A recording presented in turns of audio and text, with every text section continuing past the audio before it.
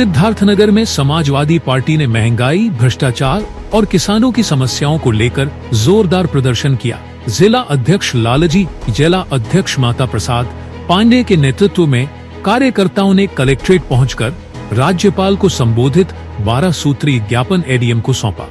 ज्ञापन में किसानों को खाद की किल्लत, बिजली कटौती, बढ़ते अपराध, भ्रष्टाचार और विरासत में हो रही धन उगाही जैसे मुद्दे उठाए गए। साथ ही धर्म स्थलों को तोड़े जाने और धर्मांतरण के नाम पर उत्पीड़न रोकने की मांग की गई। सपा नेताओं ने चेतावनी दी कि अगर मांगे पूरी नहीं हुई तो सितंबर में प्रदेश स्तर पर धरना प्रदर्शन होगा।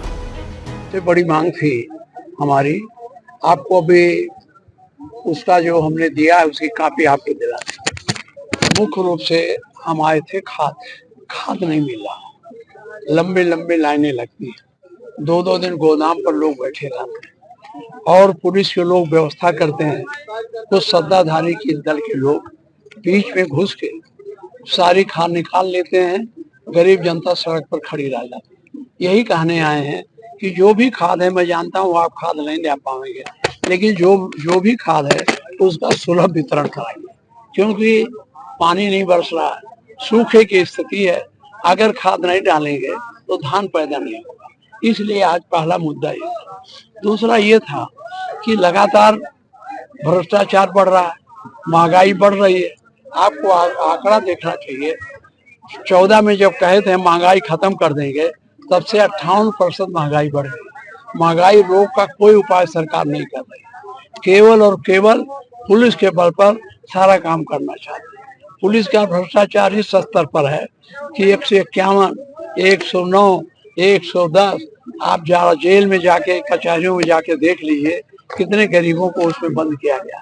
जो प्रभावशाली हैं थाने पर पैसे के लिए बुलाए जाते हैं, पैसा नहीं देते हैं तो उनको 151 में चालान कर देते हैं। ये मैंने मुख्यमंत्री जी के सामने उठाया था, मुख्यमंत्री ने कहा था मैं इसको दिखाऊंगा। यही नहीं है, हमारे यहाँ हमारा जो जिला है ये भाईचारे वाला जिला, यहाँ सांप्रदायिक सद्भाव, इतनी बड़ी संख्या में मुस्लिम आबादी है, हिंदू आबादी है, कभी किसी प्रकार का दुराव नहीं हुआ। हम उनके ईद में जाते हैं, वो हमारे होली में आते हैं, लेकिन इस प्रशासन ने इसमें दुराव पैदा कर दिया है कि आज एक आदमी की दूरी दूसरे से बढ़ती चली है। यही नहीं, जो हमारे मुस्लिम के एक तरह से पूज्य स्थल थे, फागू बाबा हमारे बदलिया में थे, उनकी कब्र भी डीएम के आदेश से खो दी गई, जबकि वहां मैंने लोगों को जायरीन के लिए अपने पैसे से, विधायक ने से जो भी लगा हो, एक बड़ा भारी रैन बसेरा बनाया। हमने पूछा कलेक्टर से, रैन बसेरा को गिरा दिया हो, कौन पाप किया था? इनके पास कोई जवाब नहीं है। आप देख रहे हो बांसी में, आप जानते हो इतने बड़े पैमाने पर लोगों के घर गिराए गए, उसका कोई निस्तारण नहीं किया। लोटन में घर गिराए गए, हमारे इटवा में लोगों के घर गिराए गए। चारों तरफ ये जिला अधिकारी घर गिराकर अपना रुआब दिखाना चाहते हैं। इसके लिए हम लोग यहाँ आए थे।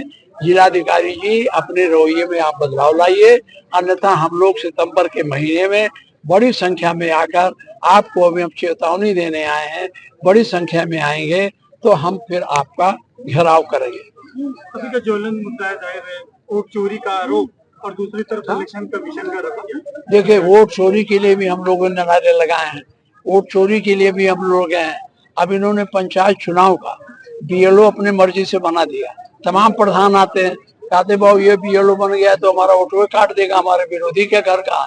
मैंने एसडीएम से कहा, उन्होंने कहा हम देख लेते हैं, अगर प्रथम फेज में कोई गलती करते हैं तो हम इनको बदल देंगे, कोई वोट गलत नहीं होने देंगे। लेकिन आप जानते हो पंचायत चुनाव इनके जेब का चुनाव, कलेक्टर बैठे रहेंगे यही और ब्लॉक प्रमुख का चुनाव हो जाए, जिला पंचायत का चुनाव हो जाए, किसी का फार्म ही नहीं भरने दिया जाए। हमें कितनी मुसीबत उठानी पड़ी थी ब्लॉक प्रमुख में, आप जानते हो। जब 20,000 जनता सड़कों पर उतर आई तब हम सर्टिफिकेट पाए। ये है, इस सब इशू पर मैंने इनको यहाँ कहा है और हमने कहा है प्रशासन में जो भ्रष्टाचार है। अब देखो, आप तहसील में चले जाओ, सबसे ज्यादा झगड़ा किसका? सबसे ज्यादा झगड़ा है इसका, क्या नाम है इसका, निशानदेही का।